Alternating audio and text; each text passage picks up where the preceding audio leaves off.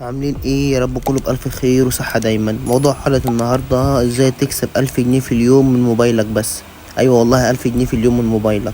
اسمعني للاخر وتستفيد. بس لو اول مرة تشاهدني او تشوف القناة بتاعتي اتمنى منك الاشتراك في القناة وتفعيل زر الجرس والضغط على زر اللايك عشان يوصلك كل جديد. ويلا بينا لموضوع الحلقة. ازاي تكسب 1000 جنيه في اليوم من موبايلك؟ أول طريقة الخدمات المصغرة.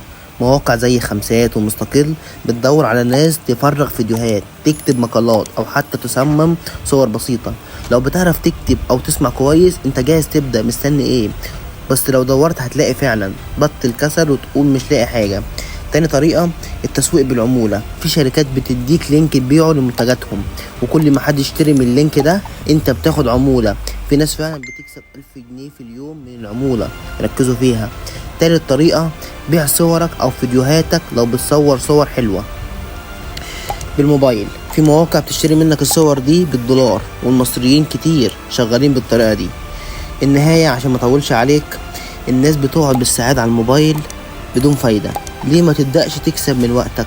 لو عايزني اشرح لك بالتفصيل خطوات البداية في كل طريقة من دول اكتب لي في الكومنتات وادعمني بلايك واشتراك في القناة. واشوفكم فيديو جديد. سلام.